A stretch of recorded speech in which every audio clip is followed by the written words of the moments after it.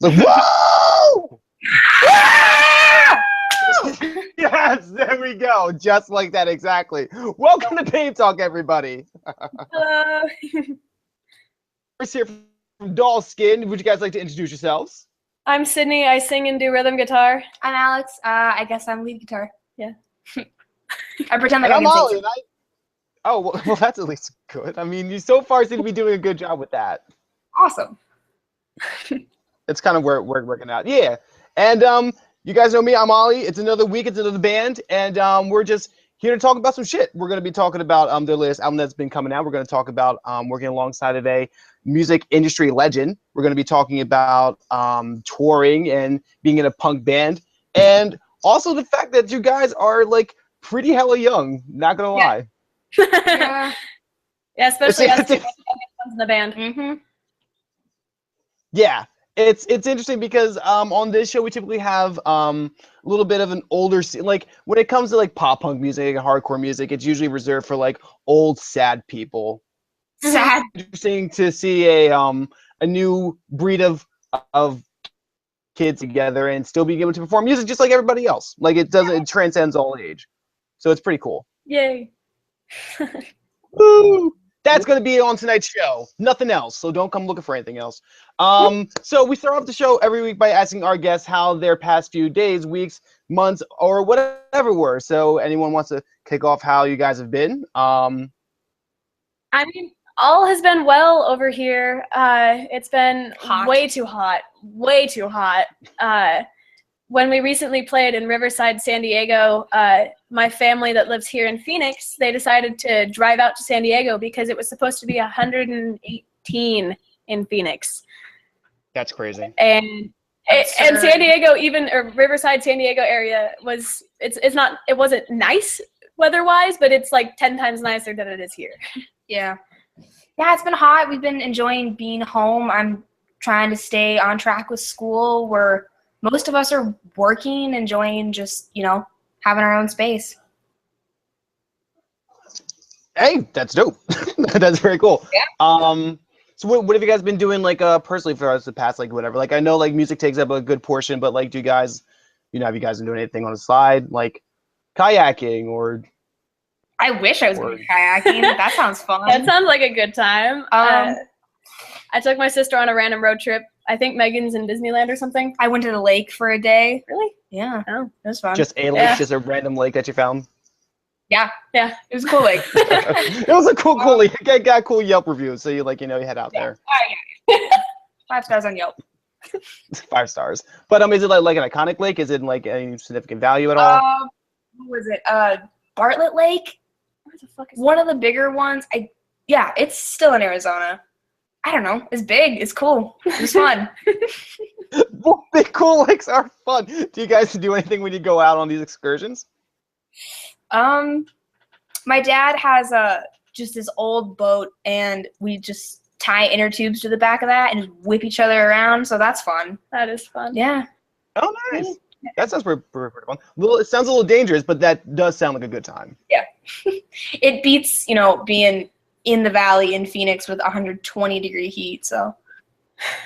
But that is true. There's actually water to cool off with. Yeah. Anything beats being in Phoenix with 120-degree weather. Pretty much. Like, you don't have anything to do during the day. You kind of just sit inside and think about how hot it is outside. Yeah. So. True. And so you were talking about going over to a Disneyland. Is that correct? That's our drummer, Megan. I think Yeah. she's in Disneyland or something. I don't know. Somewhere over there. One of the parks. She's at like Magic Mountain or something. I don't know. She's I don't having know. a good time, though. Yeah. She's in California where it's not as hot. Yeah. And there's Disney. There's just hella Disney. I'm a huge Disney fan, so.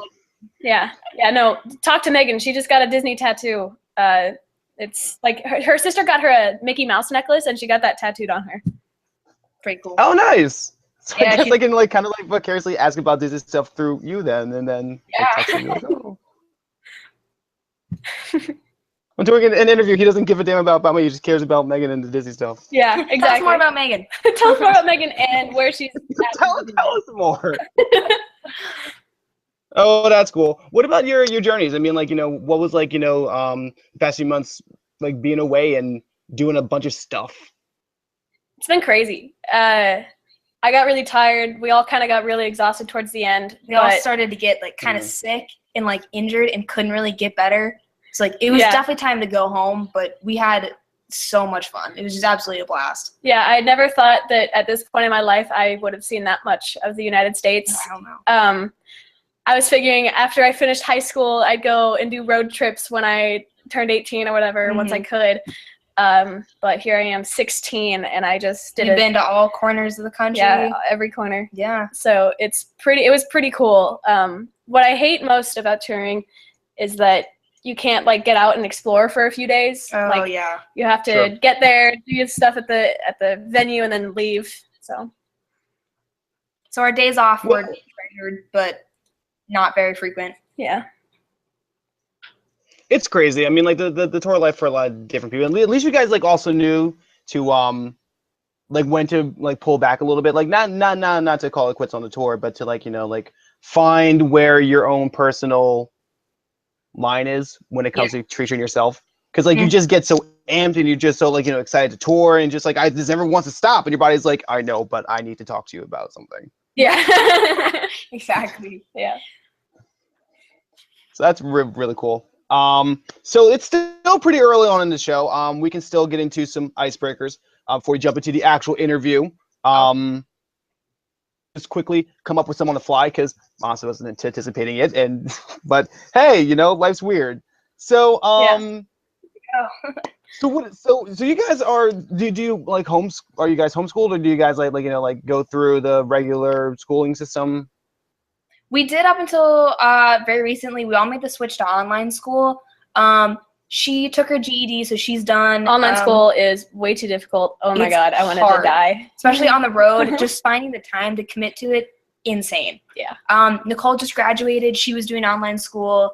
Graduated high school. She's starting college classes soon, I think. I don't know. Yeah. Her and I. And then Megan had to take a break from her. She's a freshman? She's a freshman in college, and she got like halfway through the first semester and realized it was really hard to find Wi-Fi anywhere on the road. And she just didn't want to have, you know, her marks showing that she was failing. So she took a break for a little bit so she could regroup and like, you know, do it well. True. I mean, school's important. You know, yes. It's so difficult on the road and then trying to get home, and then it's like you kind of sink back into reality and like do it again. And you're like, what? School? Why? What? I don't have a show tonight. Can't I do it at the venue? I'd be like, can I do it at the venue? A 10-hour drive to like do some school tonight. Yeah. But at least you guys like, you know, try to make it work. I'm not gonna lie. I had done photography for my friends before, and I totally thought that I would be able to balance having a full-time job. It was a remote job, so I was like, yeah, I'll bring my computer. I can my phone, and then I quickly realized that when you're inside of a small van with a bunch of dudes, and it's just like, nah, you're just not gonna get any work done. The whole dynamic of everything, it's like it's so go and like this good kind of chaos. Like it doesn't allow for a whole lot of time for like focus. Yeah, we were lucky, and we got an RV to do this last tour in, so we have like a table and a kitchen and everything. So a little bit more space. So if she did want to sit down hours and do some school, she had a space to do it in. But it's still like you're doing school like this. Oh yeah. It's like even typing it takes me like so long because I'm just like trying to type just like Tyrannosaurus arms is like I can't get it. You just have like one hand's like holding the computer, the other one's like trying to type. It was fun. It's fun to watch. Yeah. Not fun to experience though. It's like haha. No. Oh, that's me next. Oh, okay. Yeah. What about your like your cool down procedures? Like, you know, when you guys like done shows or anything like that, and when you like, you know, want to take a break from school, what's your go-to stress relief? Ice cream. We always stop by the nearest gas station and we get Ben and Jerry's little ice cream tubs. Like after shows, we'll all just like sit down in a dark RV, we'll just like be all quiet and eating our ice cream. Like that's like chill time. Like it's nighttime, everything's, you know, calming down. Yeah, it's definitely, we don't party at all. I don't get how people do. I don't get how you get off stage and you have so much energy to go party. I'm like, no, I want to take a shower and go to bed. Yeah, exactly. I don't get it, but that's why we go and like sleep and eat ice cream. That's our cool down. Yeah, it's like if we're like, the venue's got something cool around it, we'll all kind of, wander and explore a little bit. That's more like before shows. We have kind of downtime, so you just like walk off into spaces. But yeah. Just walk off into spaces? Is that what you said? Yeah, you just walk off into some trees. You find some nice trees. Find a forest and just explore for a few hours. Yeah. That's just a setup for a bad horror film. Like that's gonna be like within the next 2 years. I'm telling you, it's gonna be like band shows up into forest. They go play a show. It's like where's the guitarist? Oh no! Guys, Where'd Alex go? I saw her walk out into some trees earlier. Everyone's like, "Well, yeah, that's why. That's why you guys have been kidnapped." But it's okay. So far, it's been fine. So we'll keep it up with the trees. I'm glad to hear that you haven't been kidnapped yet. That would really be a bad thing. Yeah, a little bit. All right, so we're gonna get off the morbid conversation, and I guess now would be as good a time as any to jump into some professional questions. Yes, a little bit.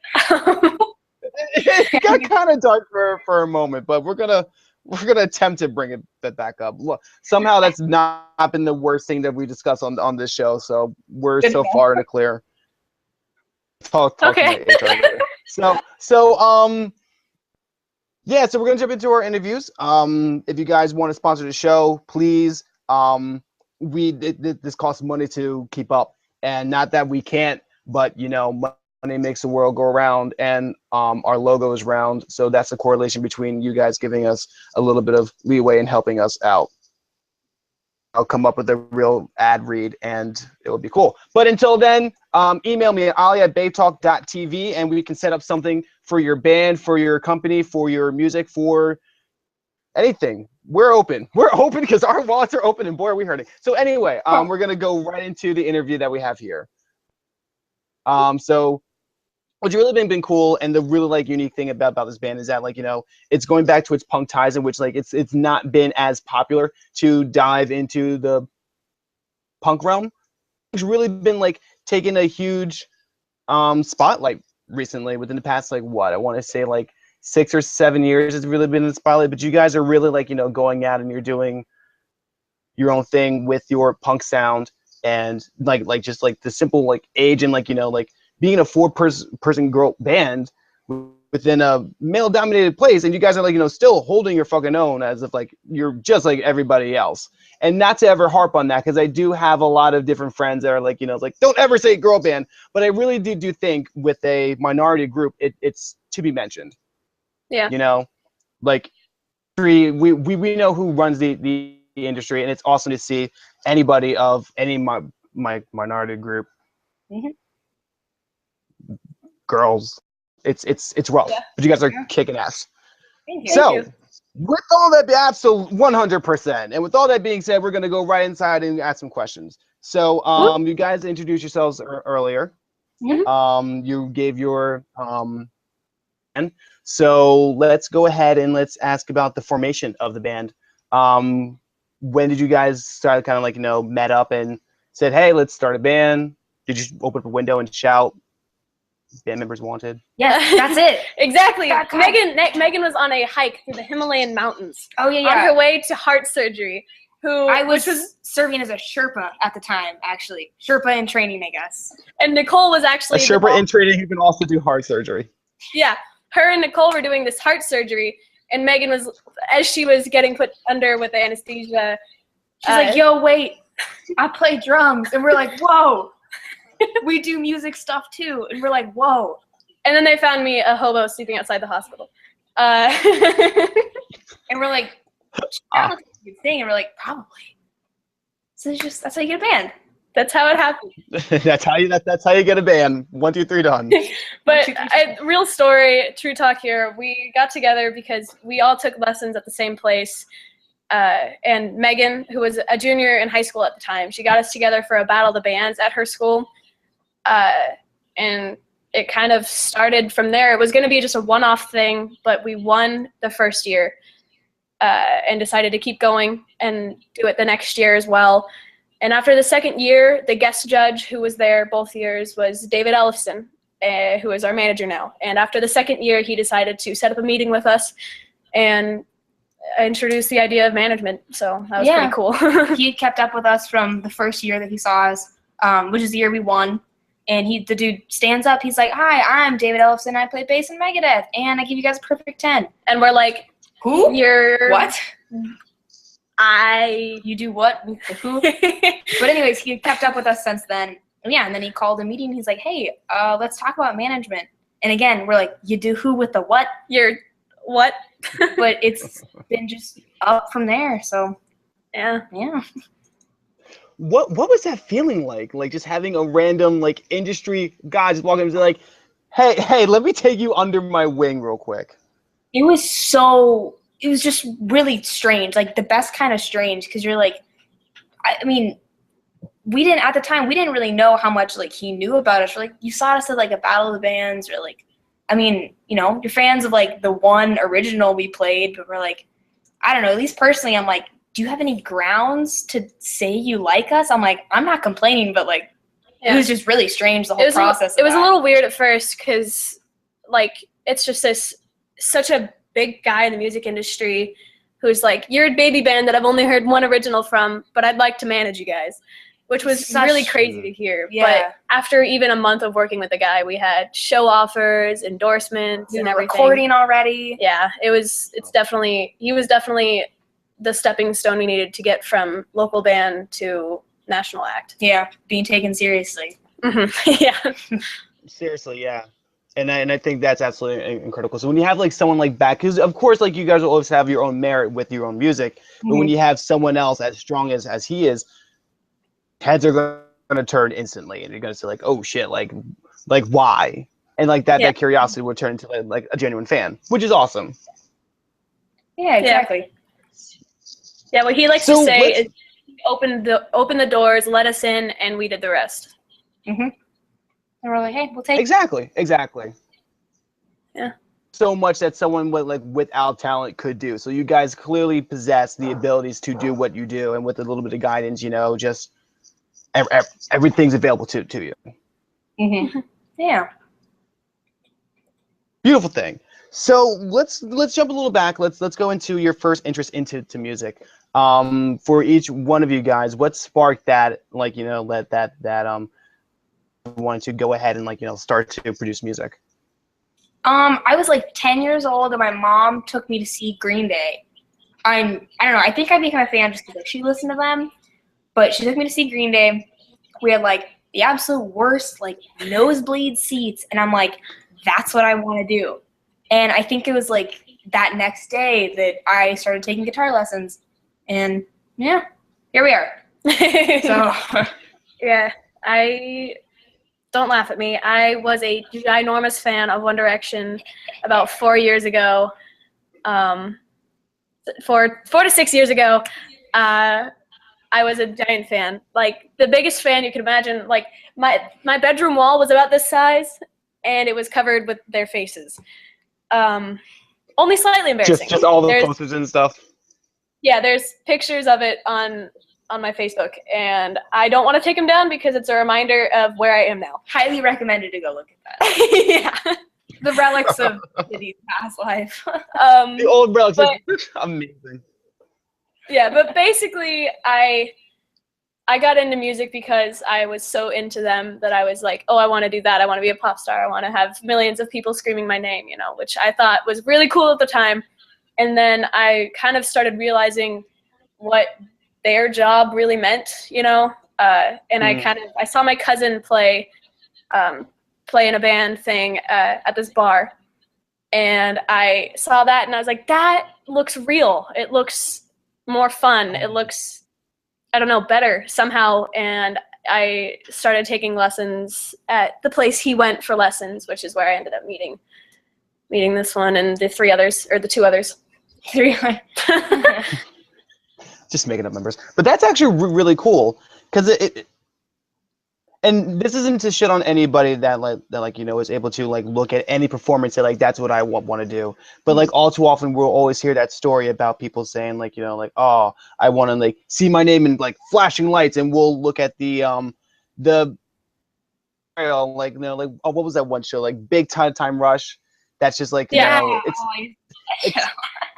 and it's not always light like that, and like you're able to see the real life implication, like especially with you guys, like like fresh coming off a tour, you guys know what that actually is. Like it's hours of work. It's there are like for other bands, it's like like kids not showing up. You'll be playing to a room for like 10 people. Oh yeah, we played like what? Played to our parents a few times. Like only our parents. Yeah. But in the same token, it's like that's the real life implication. Yeah. I mean, it's totally cool to be like, that is cool. Like, I would love to see my name in lights, and like, I want people to be like wearing T-shirts with like our band name on it. But it also is like, a lot of people don't realize it's like that's not totally like a wholesome goal. It's like there's a lot of work that goes into it that not a lot of people see. Yeah. It's misleading in a way. Yeah, it's definitely a lot more work than people are led to believe. But once you kind of really realize that it's what you want to do and it's what you love, all that hard work is just more to love, kind of. And it's what you make of it. What you put into it is what you're going to get out. Yeah. So. Exactly. So now let's go back. Let's fast forward a little bit more. You're now starting to form together your band. You were able to find your other two members, and you guys said we're gonna kick ass at this battle of the bands. You guys went into it wanting to support an original off the bat. Yeah, the requirements for the Battle of the Bands is that you had to have at least one original, and then the other two could be covers. So we wrote an original, which is a song that we still play today. It's called Family of Strangers. And then we covered Weatherman and Uninvited. Weatherman by Dead Sarah and Uninvited by Alanis Morissette. And we still play those today, too. Oh, shit. Yeah. Yeah, Alanis Morissette is cool. What's the album? Jagged Little Pill. Jagged Little Pill is one of my favorites. Yeah, that's it. So I'm not gonna look at my phone because that was important. But had your covers, and you guys have had your reception. What was like the aftermath of that one that had you guys keep going? Because like you said, you were anticipating it just to be like a one-off.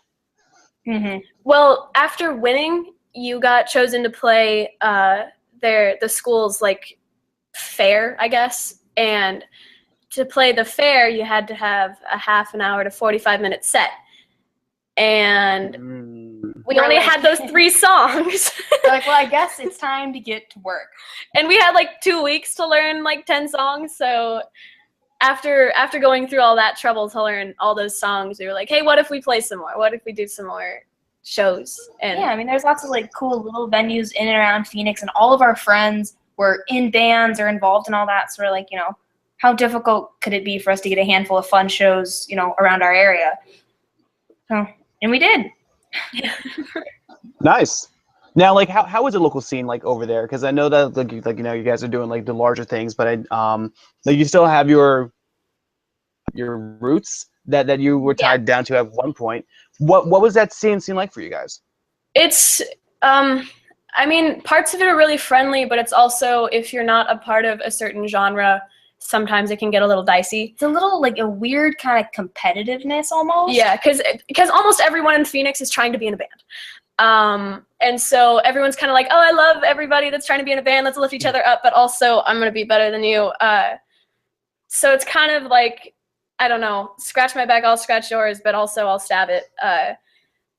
I don't know. It's definitely interesting because everybody plays music here. Almost everybody's trying to be a musician in a band. And there's so much metal.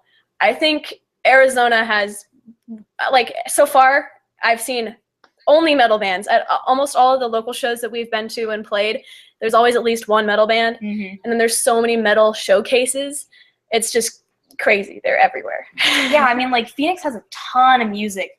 I mean, you got everything here. But there is a big, like, at least, kind of where we're involved, there was, like, the big metal crowd and then, like, the kind of, like, artsy indie rock stuff. Yeah. Both totally different, totally cool. But it's like you just see a lot of those two primarily in like, Central Phoenix. Okay. But it's cool though. It's all good.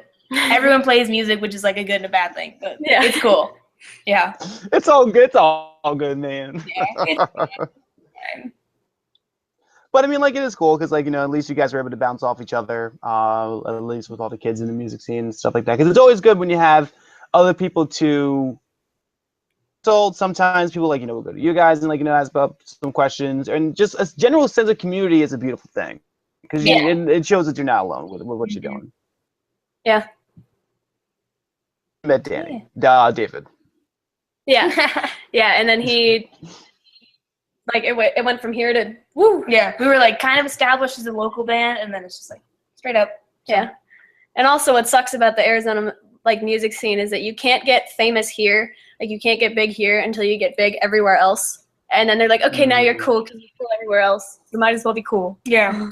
It's like, that's... You might as well be cool at this point. Yeah, I guess so.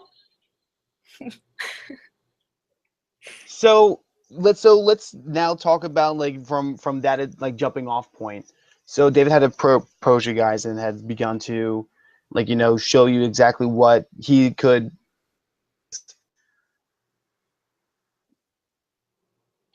I'm trying to articulate exactly how I want to ask this, because it's just like, what exactly process, like just from, like, going, because, like you said, like, it went from 0 to 100 like real quick. So you guys are, like, you know, talking to a bunch of different people, like, you know, like, going to the recording studio, like, you guys have had a whole new procedure for recording, tour dates and like, you know, like, marketing, like, so if you guys want to, like, just, like, take it bit by bit as to, like, explain, like, how exactly that not changed you guys but had helped mold you guys into your band and sound. Well, he, other than giving us a place to record, because his friend John Aquilino, who we recorded with our first album and everything, he talked to people for us. Because if us, Dollskin, goes to, I don't know, anyone, and we're like, hey, we're Dollskin and we want to play this show, they're going to be like, we don't care. Okay, we'll talk to these guys that have, like, management and everything, because you kind of need, like, a name to get out there, you know, like, you kind of need a wall to stand on, you know, and he was that name that people knew, and he's like, hello, my name's David Ellefson, I'm from Megadeth, and I'm managing this band, and automatically people are like, oh, well, if he likes them. Yeah, it was a great connection. He was definitely, like, the go-between between a lot of the people we've met and a lot of the things we've done. It's like, his name, like he likes to say, gets us in the door, and then we do the rest, and, like, that has been so true. Yeah, he's talked to so many people for us, and even though they're kind of apprehensive at first, they're like, oh, it's an all-girl band, they're very young. It's like, still, we got your attention. Yeah, David got exactly. Yeah, got their attention for us, and we kept their attention. Yeah, because like, you can only hold but, like, so much attention. Like, after it's like, oh, I got it. It's like, all right, that's cool. That's cool. What else you got? But then they were like, oh shit, like, let me, like, continue to dive into this. Yeah, it's like, you gotta have people that are into you to get people to be into you. Yeah. So it's like, you gotta have a fan base to get a fan base, which is weird. So it's like, David was kind of that connection we already had that helped us get more people's attention. So yeah, it's a weird process, but it was cool. Yeah. Well, that's very cool. So then you guys began to work on a full length at that point. You guys had gone from, you know, like, doing covers, and then, like, you know, like, producing, like, you know, your own songs, like, here and there, and then you guys went and did a full length. What was that, having to start really diving into songwriting? Because you guys had before, but now it's like, all right, now it's time to kick it up and try and see what we have within ourselves. Well, actually, our EP, In Your Face, was the first record thing we ever put out. It was only 6 songs or something. And we couldn't put that on shelves. We couldn't put it in stores, like, physically. And our manager thought that would be a good idea for when we go on tour, so that we could send those CDs to the cities that we went to. So we took our EP, added 3 more songs, and then repackaged it, made it look all pretty and everything. That's where you guys, like, came out with In Your Face again. Yeah, hence the again. Got it, okay. Yeah, and then right now we're working on, like, our real full length with totally new material. Completely new material. A couple things we've been, like, testing on tour, but yeah, nothing recorded yet. So we're, you know, our goal is what we say, like 11 or 13, 14, 15 songs to pick like a solid 10 or 11 from that and get our first like LP, I guess. Yeah, our first LP that isn't a re-release. Yeah. That makes sense. Mm-hmm. So I guess then we can like, start with the actual like, song lyrics you guys have put up for song lyrics, song content that you guys have put out. I word so well. Where'd you guys pull your inspirations from? Where'd you guys like, was it like real life experiences you guys had gone through? Did you hear from other people? Well, the whole music aspect of it, it's pulled from everywhere, quite literally everywhere. Mm-hmm. We listen to so much music. Yeah, collectively we listen to everything, as we've found, including gospel and R&B. Yeah, we've said in a couple interviews, like, oh, we listen to everything minus like country and like R&B. Be like, no, I mean like a couple of us are into like T-Swizzle and Lacey Sturm. So it's like you got like some gospel and like country stuff, and one of us listens to like R&B stuff, I'm sure. Nicole. Yeah, Nicole's really into rap. But then it's Sick. like this like metal spectrum. I love jazz. Megan listens to everything. You can ask her any questions about like 19th century ballroom dancing, and she'll know it. She's our walking, talking encyclopedia. So you have a eclectic, group of music to pull from for inspirations. Yeah. So, but in terms of lyrics and everything, Megan does most of the lyric writing and everything, because not only is she quite experienced in life, she's the oldest one in the band, so she kind of has gone through a lot. But she's also just a lyrical genius. Quite a poet. She could be sitting in the corner right now writing a song about what we're talking about. She's done that before. A few times. Okay. Like recently there was this guy who we called the I-10 shooter, and he just shot random people on the road. Who knows why? Like he just shot their cars. Like no one was hurt. He just shot their cars because he was having a bad day. I remember that. Okay. He was having a bad day. That threw me off. I'm sorry. Yeah, I remember that. I thought you guys were referring to like a photographer or something. Like, oh yeah, like song lyric photography. No, actual felonies. Really arts. Actual like shooting, like pew pew. And we were talking about it on the way to recording one day, and Megan was sitting in the back in the conversation, and we were all talking, and all of a sudden she goes quiet and just gets on her phone. And then as soon as we arrive at practice, mind you, it was a 20-minute drive, she's like, I wrote a song, and it's total lyrics, and we've been playing that song on the road. We're like, fine. Oh, wow. Yeah. Yeah. So I guess, yeah, like lyrically it's a lot of like, whatsoever. real life stuff, like personal things, relationship stuff, like funny life stuff. And something that we've noticed about other musicians is that a lot of the time lyrics are about mental health or relationships. Blah. And we don't we have our mental health and relationship songs. Everybody has to. Everyone has to. It's real life stuff. It's real life stuff and stuff that people still are having issues with. So it's always helpful to have someone making music about it. But we like to have things like talking about killers, going to concerts. We wrote a song about the new Mad Max movie. We just wrote a song about, what's the new song that we just wrote? It was about this freaking weirdo ex-boyfriend of Megan's that we're making fun of in this song. Yeah, we make fun of him. Watch out for it. You know who you are. Damn. Straight shots fired right on. Funny little life things. Yeah, it's kind of, we like to write about everything because there's 8 billion people in this world almost, and everyone has a different story, so we kind of try to write about everything. Mm-hmm. That's very true. Yeah. And it's good to also have a fresh take. Like you said, in different wording from what I would put it, because I do know friends that actually would come at me and be like, "Oh, all of you talk shit about emo music." It's like, no, guys, it's cool.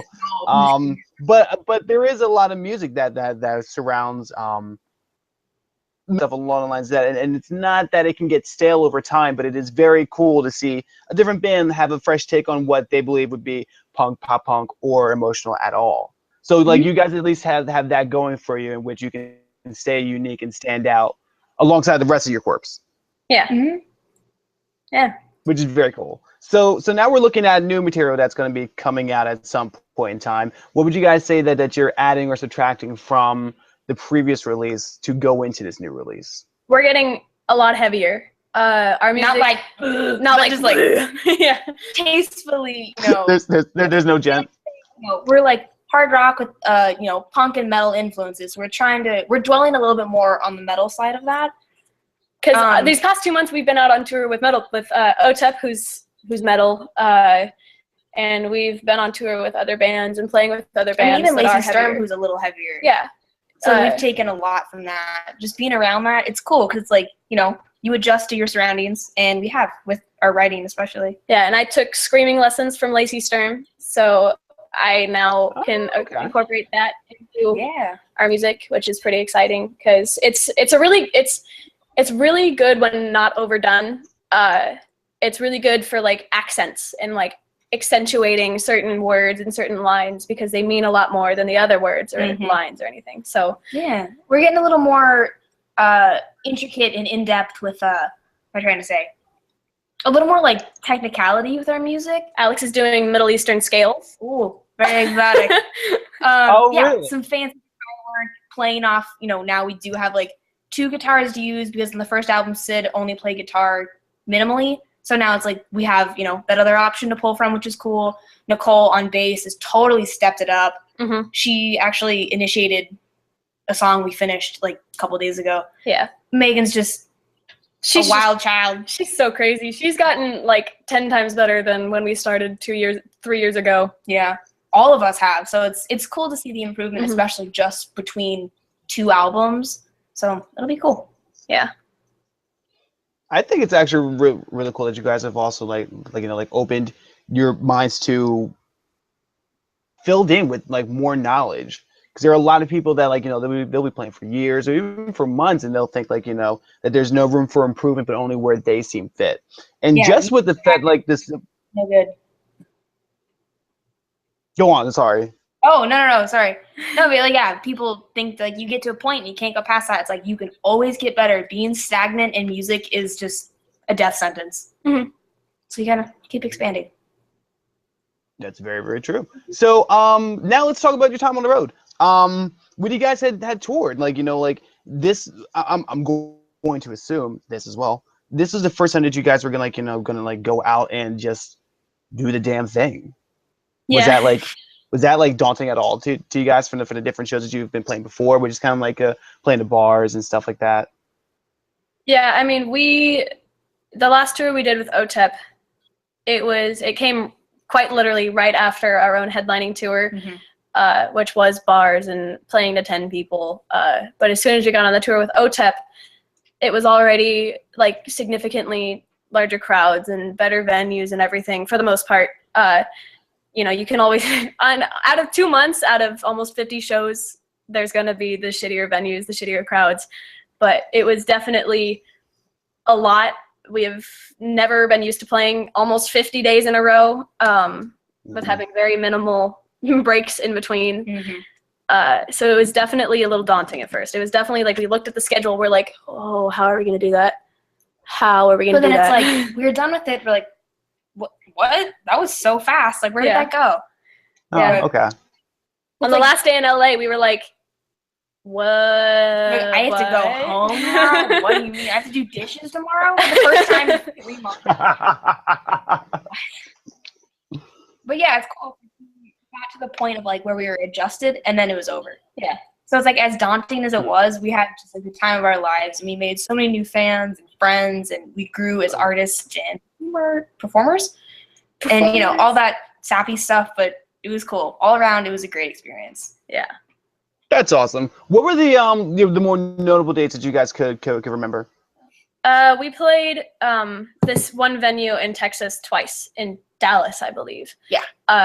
And the first time we played it was already a pretty big show. We headlined, and it was already pretty decent sized crowd and everything because it's part of a restaurant.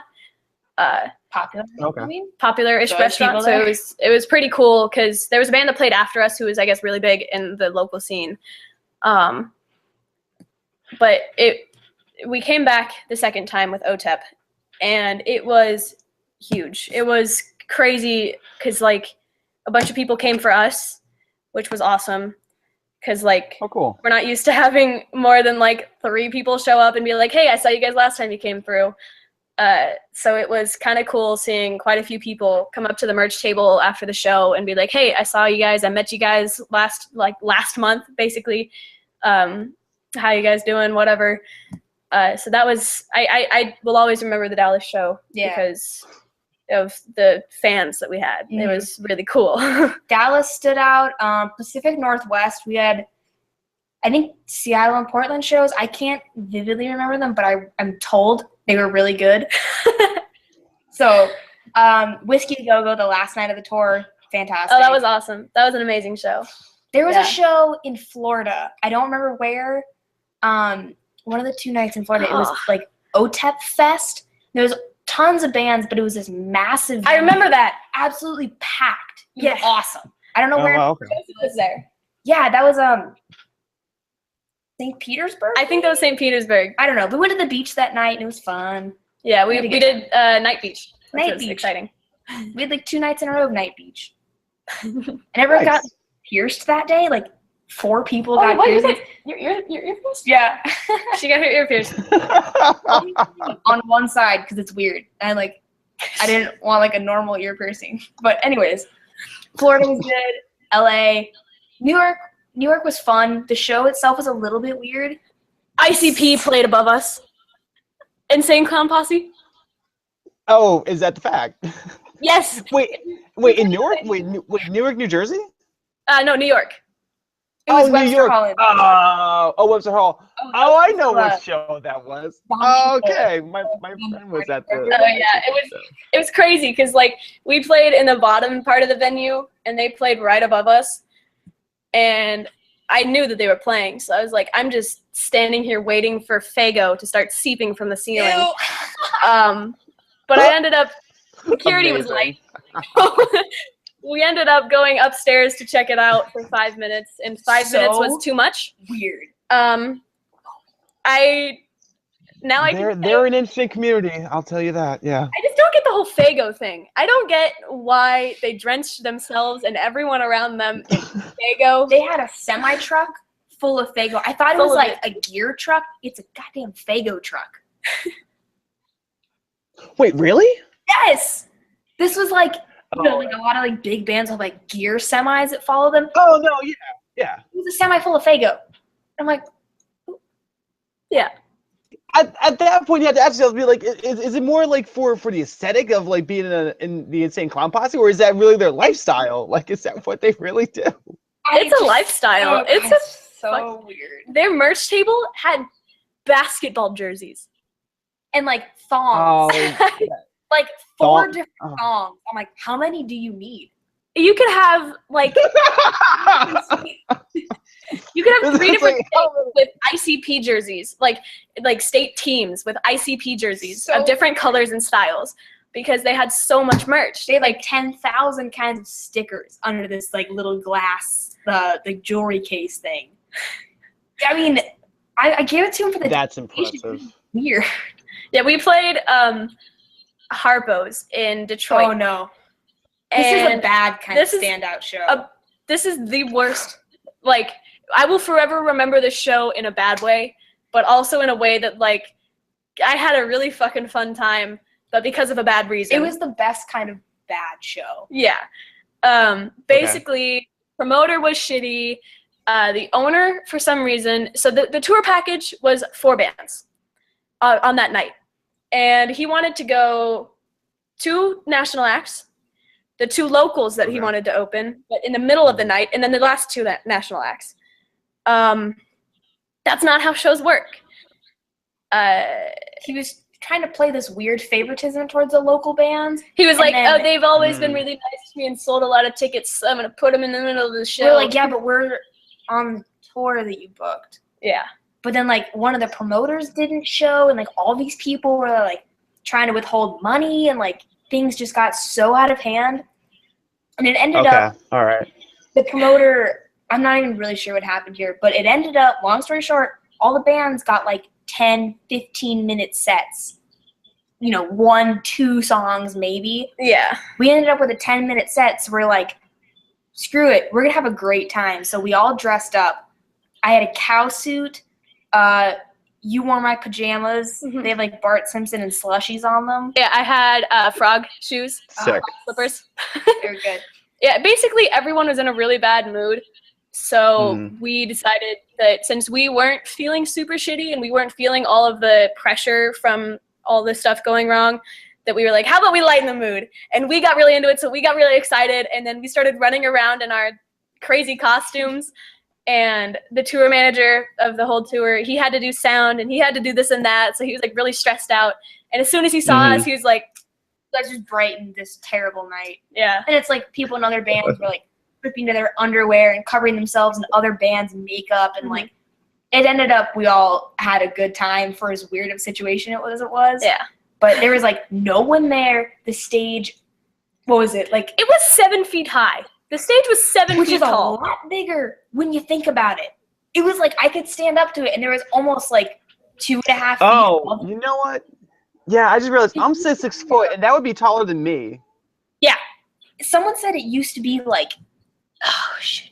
It used to be like It was like Oprah's nightclub. Like she owned it. It was like this crazy nightclub, and like it looks like crazy like 80s nightclub. Like I'm sure that and it was awesome. It was Oh, also that's awesome. like it was an old like movie theater. They It still was have really the cool. Okay. Yeah, it was really cool, but also the other thing about Harpo's is that it's basically where ICP plays all the time. Oh god. Harpo would be Oprah's studio because that's Oprah backwards. That's what it was. Yeah. That would make sense then. Uh-huh. And ICP plays Harpo's on a regular basis. Yeah. So what they do, since they have all that Faygo, instead of making the people clean it up every time, they replace the carpet that they have on the stage. They put carpet on the stage, and they just replace it every time they play. Expensive?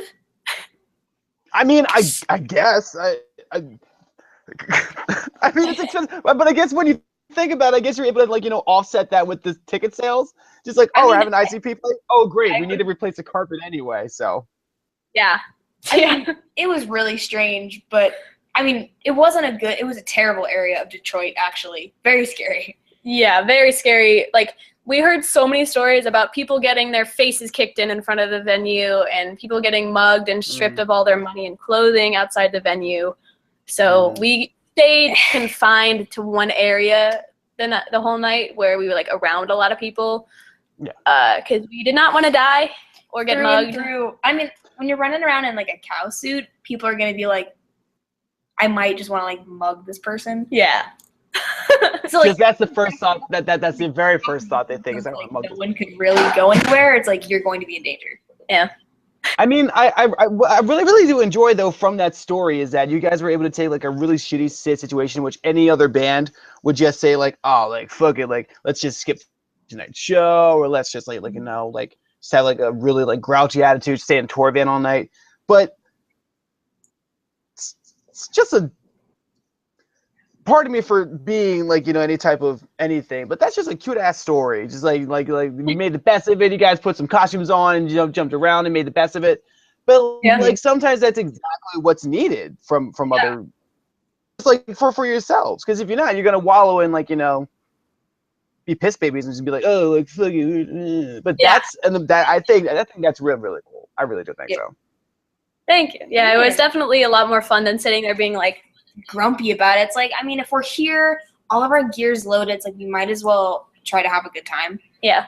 Mm-hmm. Nonetheless, it was memorable, and it ended on a good note. So it did.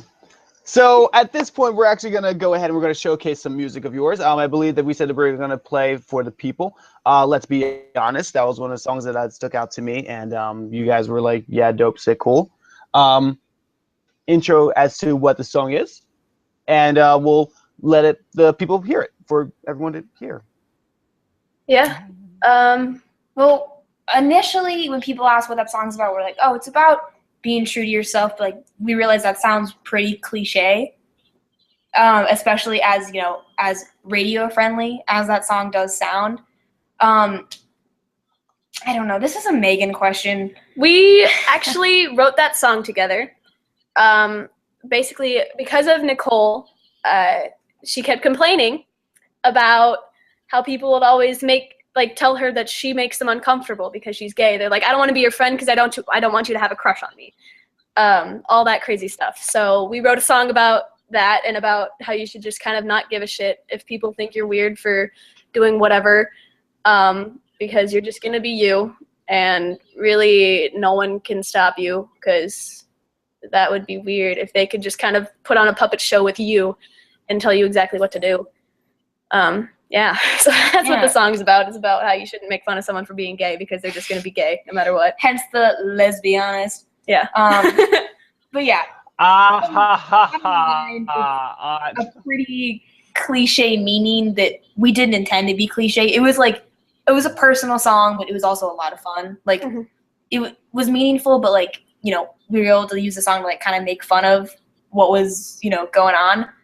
But yeah, essentially it's be true to who you are, and it doesn't matter what people see you as. So yeah. Well, there we go. So let's let them hear it.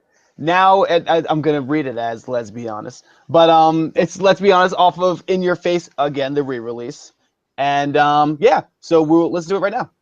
Woo! Beautiful. Do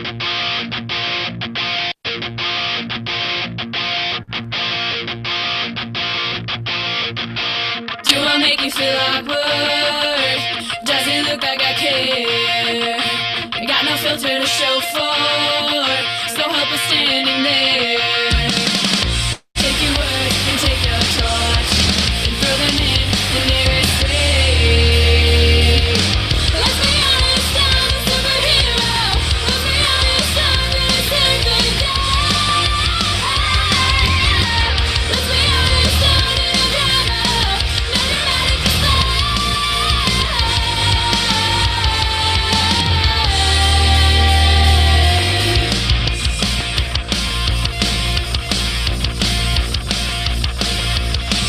Do I seem a little strange?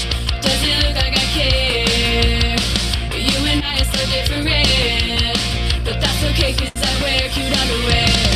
Throw your hate and throw your hate, throw them away from me. Let's be honest, I'm a superhero. Let's be honest, I'm gonna save the day. Let's be honest, I'm in a drama. No dramatic display. Don't try to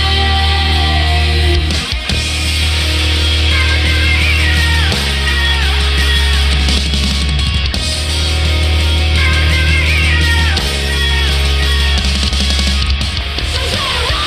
Don't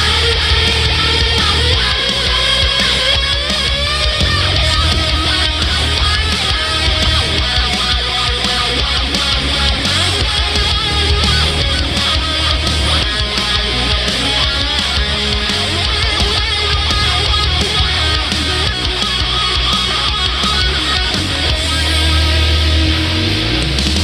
Let's be honest, I'm a superhero. Let's be honest, I'm gonna save the day. Let's be honest, I'm in a drama. No dramatic display.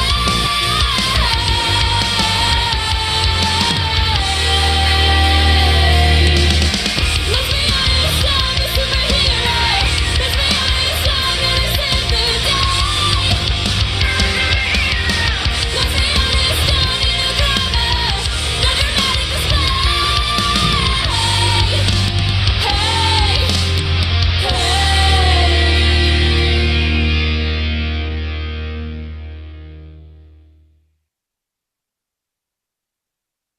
It's back on. It's back on. Whoa, whoa, whoa.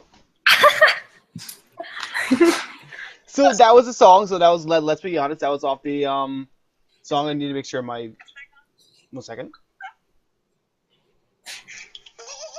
Okay, cool.